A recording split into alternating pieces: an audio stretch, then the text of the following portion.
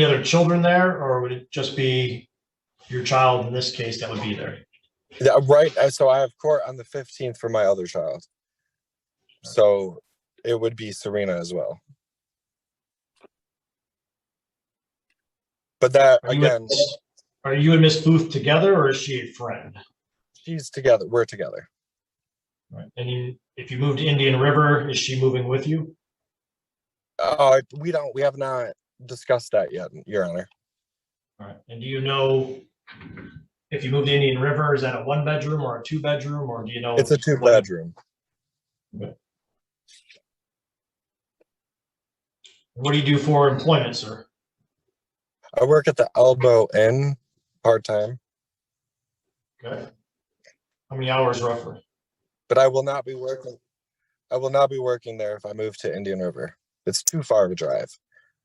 All right. How many hours are you working? Anywhere from 28 to 35. If you move to Indian River, what's the plan for employment?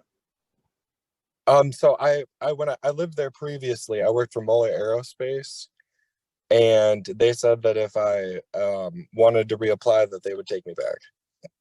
So I'm gonna reapply. Okay.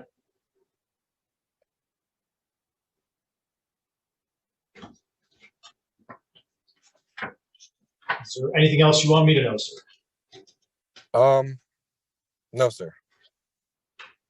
All right, thank you. Ms. Peel, do you have any questions for Mr. War while he's at this time? Not that I know of at this moment, Your Honor. All right. And Mr. War, did you have any other witnesses you wanted to call? Witnesses? No, sir. Right. All right. All right, so then I'll turn to Ms. Peel. Ms. Peel, please raise your right hand. You solemnly swear or affirm the testimony you're about to give will be the truth, the whole truth, and nothing but the truth. I do, Your Honor. Okay. This is your opportunity then to provide me testimony regarding your desires for custody and parenting time. All right. I met Noah in August of 2018 at McDonald's. He and I became in a relationship around October of 2018. I found out I was pregnant with Angel December 24th, 2018. When I met Noah, he told me that he was born a crack baby and was adopted at the age of 7. Before he was adopted, he was sexually abused by foster parents and uncle. His adoptive parents had put him in Newberry Hospital at the age of 12 when he physically and sexually abused his adoptive brother. They kicked him out of the home when he was 14. He stated he had severe depression, bipolar, stomach cancer, and had broken his back in a skiing accident. During my pregnancy, I was constantly depressed since he kept telling me everything was my fault. I found out that he was cheating on me, was very manipulative, and keeping me under his thumb. After Angel was born, he barely bathed her, changed her clothes, or diapered her since he believed that because she was a girl, he should not be handling her private parts. I did most of the bathing, clothing, and loving on Angel. The manipulation and arguing continued until Angel was about 5 months old, when we got into an altercation due to him getting another woman pregnant, and CPS became involved. Angel was put into foster care until November 3rd, 2021, when we got her back full time. Noah has 5 children, as well as Angel. He has not supported any of his children, nor had any contact with them. He is unable to hold a job, has not lived in a stable situation other than living with my grandmother on and off for 4 years. In April 2022, about a week after we moved into a new home with my grandmother, I found out that he was having an affair with my mother, who was also living with us. My mother was on probation at the time and was living with all of us. She was told by CPS that since she was a felon, that she should not be around Angel without parental supervision. However, Angel would leave Angel with her most of the time during his parenting time.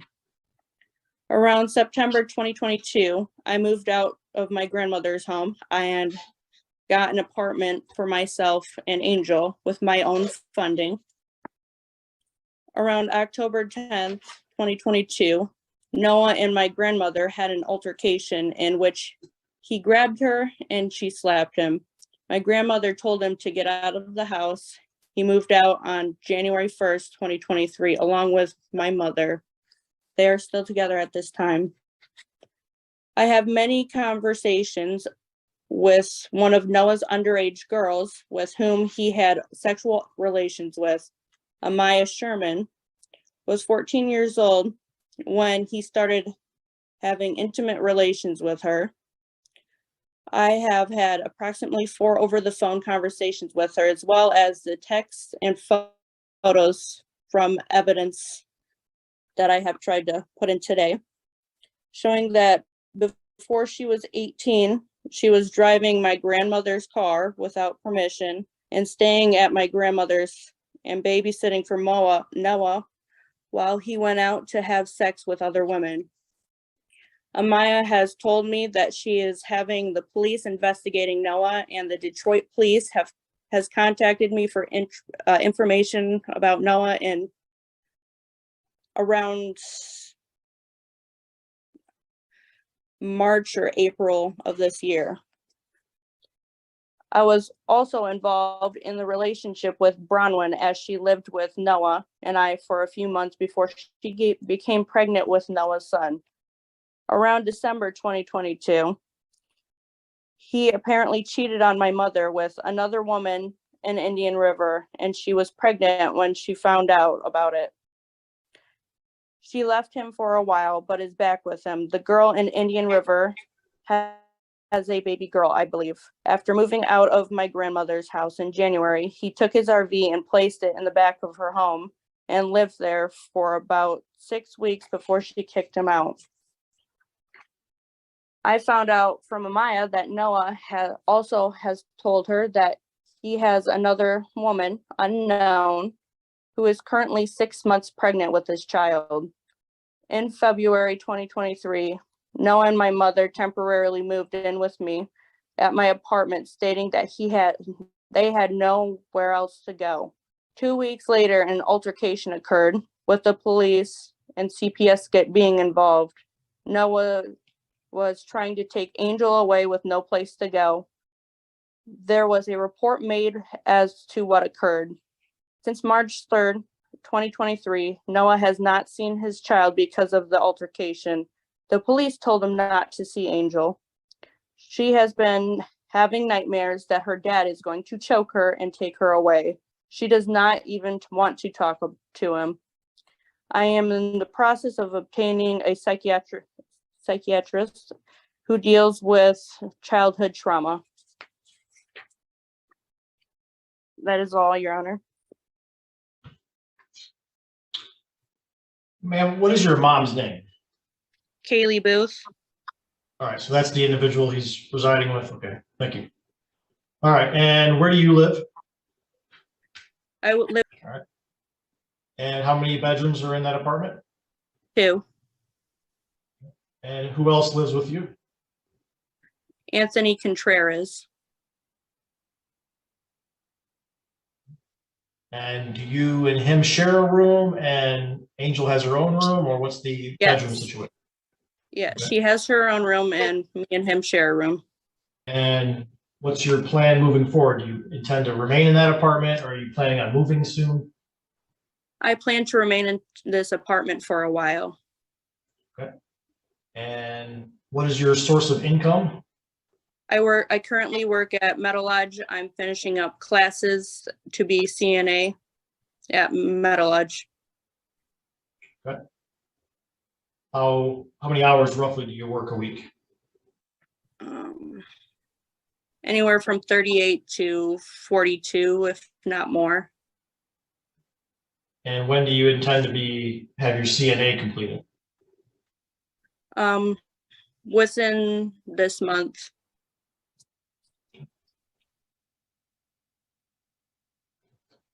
And what do you do for childcare for Angel when you're working?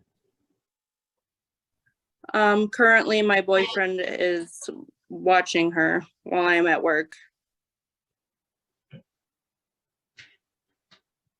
And it's your testimony that Noah hasn't seen Angel since March, is that correct? Yes, And you mentioned that CPS said he's not to see. Is that correct? I'm sorry, Your Honor, I couldn't hear you. Did you say CPS told you not to let Noah see her? The police said that CPS had said not to contact him whatsoever. Okay. And vice versa for me. Your Hold on, Honor. sir. You'll get your chance again. So is there an open CPS investigation at this time, or was one not opened, if you know? There is one currently at this time. And what's the status with that? It should be around 2 more months and then it should be over. All right, well, what are they doing? Are they requiring you to do certain things? Are they requiring him to do certain things, or do you not know? They're requiring you to finish classes, keep the stable home, call WIC, and the licensing, and just keep doing what I'm doing and going forward.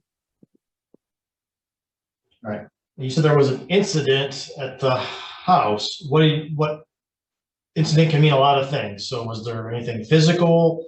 What There- happened? There was physical on his part. I had told him no to ordering pizza because I had to pay for billing. And he had started an argument. So I had gone over to my friend's house and took Angel with me to calm down for the night. And I told him to leave my residence. And then he came by 15, 25 minutes later and started knocking on the door, which I had tried to ignore, like the police had said. And then he just said that he wanted her to say goodnight to Angel, which I said he could say goodnight through the peak of the door because I had felt he was going to do something. And she pulled the door open a little further and he tried running off with her into my apartment. And she freaked out. And then when I had her tried to have her come to me multiple times, he kept whipping her backwards and hit her head on the wall, and also ended up leaving bruises on her rib cage, a scratch on her collarbone, a bruise on her head, scratch on her hip. And this altercation lasted about 11 minutes. Were the police called or not? Yes, they were called. They were there within 5 minutes. All right. And which agency was that? I City. believe the sheriff's department. No, city. And was anybody arrested or not? No, And so then there was CPS involvement after that, is that correct? yes.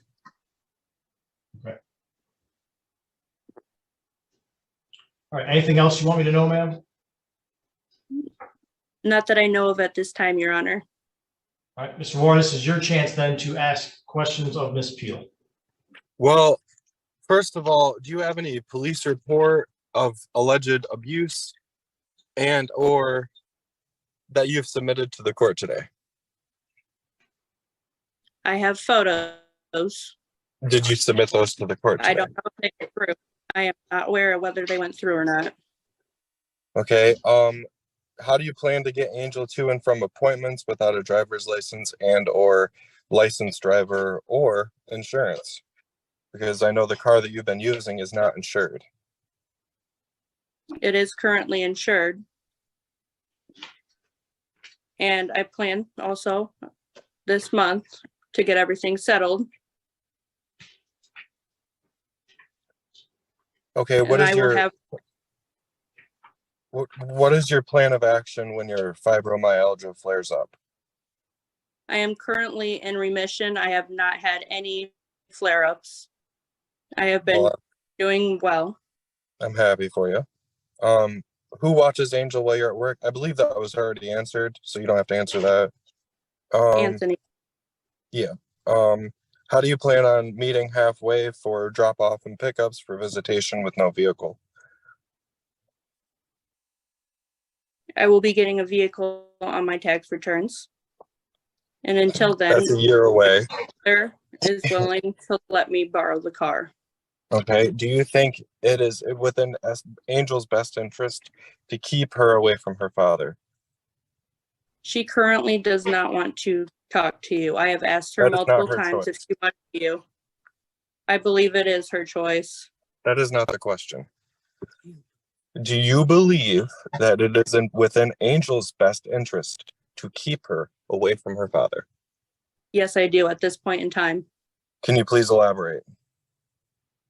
She is highly traumatized after that. She has well over 4 nightmares a night Do you think about that? you, her, Hold on, sir, you gotta let her finish.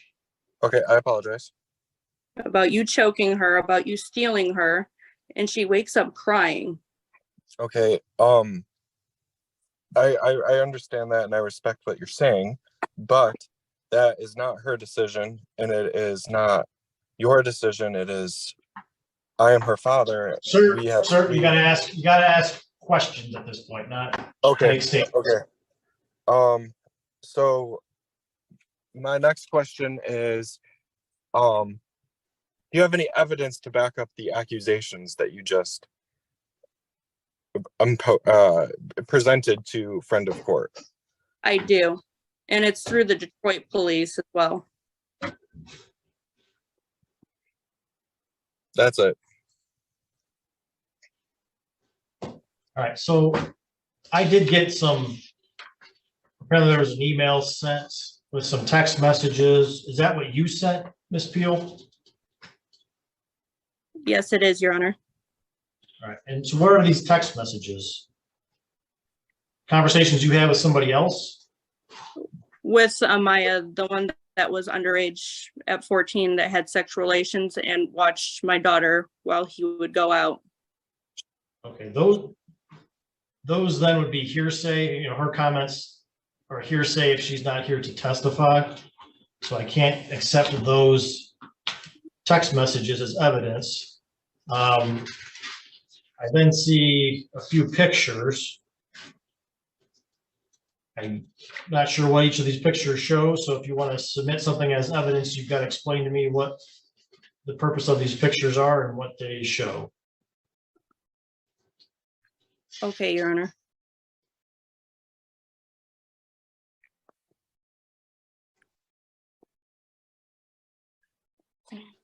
Your Honor, Yes, it appears Mr. Ware has disappeared from our Zoom. Okay. So can we pause for a moment to see if he comes back?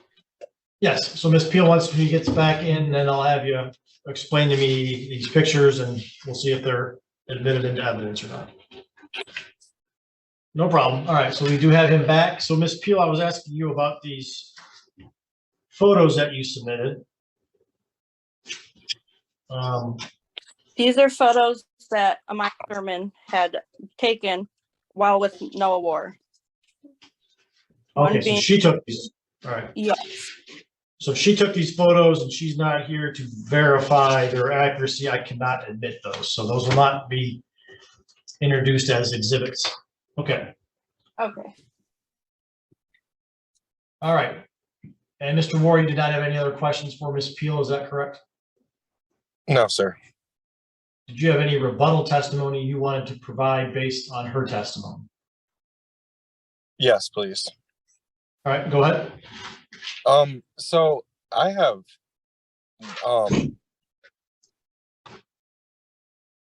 the police report states that there was no child abuse whatsoever. And then Emily also threatened her mother, grabbed her by her arm, and that she was tugging at Angel while she was in my arms. Not that I ripped her from her. And she scratched her and me. I have scratches and pictures of that, and that should be on the police report that was filed, that Emily scratched me, and that it was an altercation between me and Anthony, Mr. I don't remember how to say his last name, not alleged abuse of Angel. Does anyone have this report or not?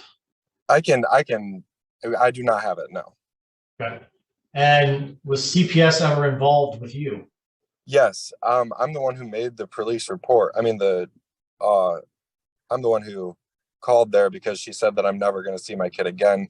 That's when I filed the next morning for this court hearing. All right. Have you had any contact with CPS regarding that? Yes, I've talked to Ann Sullivan, and I talked to Matt last week, Matt Lawrence, and he stated that the thing that I need to do is get parenting time, and then we will discuss further action, is his exact wording.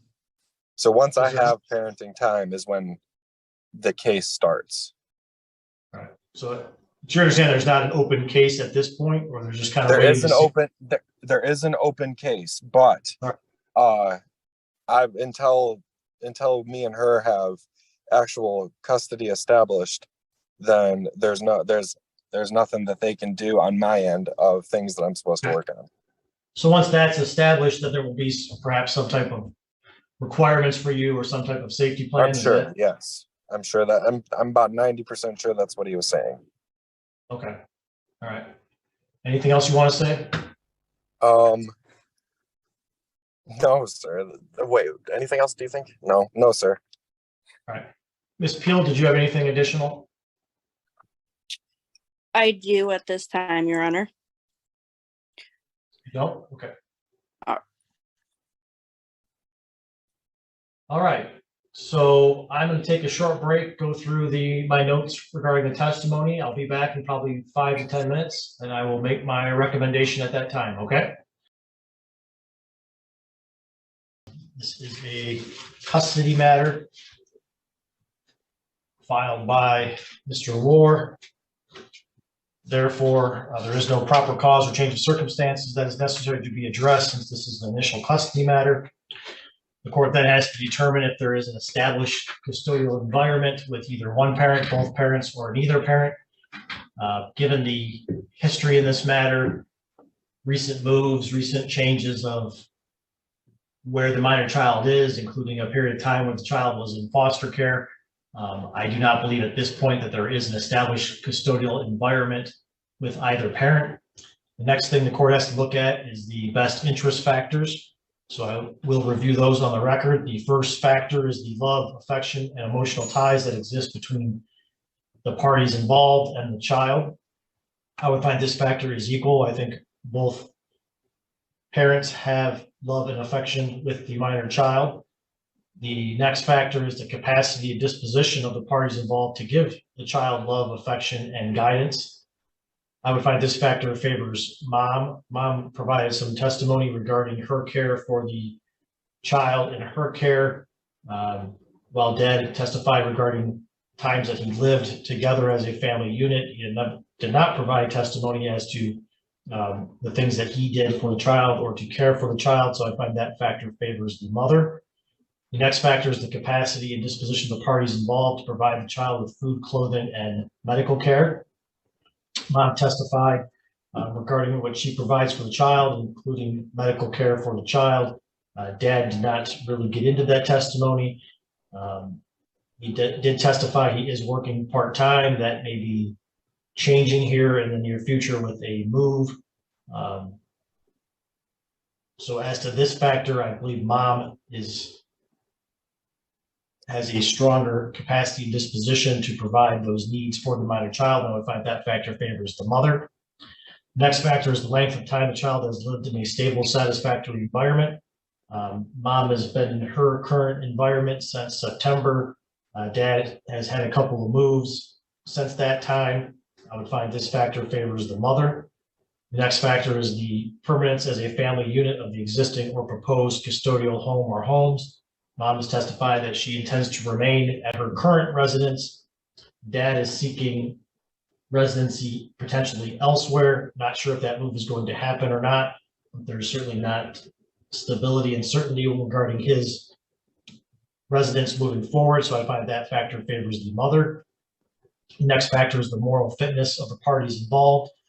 There have been certainly a lot of accusations and statements made regarding moral fitness in this matter, but really no hard introduced evidence regarding those issues. So given the lack of evidence, I'm going to find this factor is equal. The next factor is the mental and physical health of the parties involved. Again, I don't think there is enough evidence provided here today to find that this factor favors one party or the other, so I'll find that this factor is equal. Next factor is the home, school, and community record of the child. The child in this matter is not 4 years old yet, does not really have a home, school, and community record established, especially given the time period when the child was in foster care, so therefore I find this factor is not applicable. The next factor is the reasonable preference of the child. If the child is of sufficient age to express a preference. The child in this matter, again, is not 4 years old yet. Therefore, the child is not of a sufficient age to have a in-camera interview conducted by me to express a preference, so that factor is not applicable. The next factor is the willingness and ability of the parties to facilitate and encourage a close and continuing parent-child relationship between the child and the other parent. Dad has testified regarding his concerns of mom withholding the child since an incident in March. Mom has testified regarding her reasoning for that. I don't believe there was any malicious intent, just concerns by mom. There were certainly no court orders that have been violated by either party, so I'm going to find that this factor is equal. Next factor is domestic violence. There's some testimony regarding an incident, but the testimony provided to the court did not rise to the level of domestic violence between the parties. And there's no other evidence of domestic violence by either party. So therefore, I find that factor is equal. When looking at the sum of the factors, I do believe the best interest factors do weigh in the favor of the defendant mother.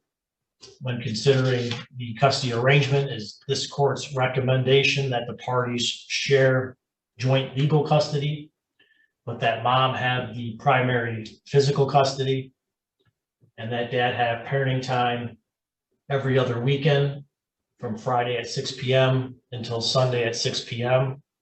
Transportation will be based on the standard transportation guidelines in the 46th Circuit Court, which is the receiving parent picks the child up at the start of their parenting time. I will also recommend that the parties share holidays pursuant to the 46th Circuit Court holiday schedule, which will be provided to the parties. The parties do have a right to object to this recommendation within 21 days. That information will be provided with the written order that is sent to you. I'll also recommend that a child support recommendation be prepared based on the court's recommended order.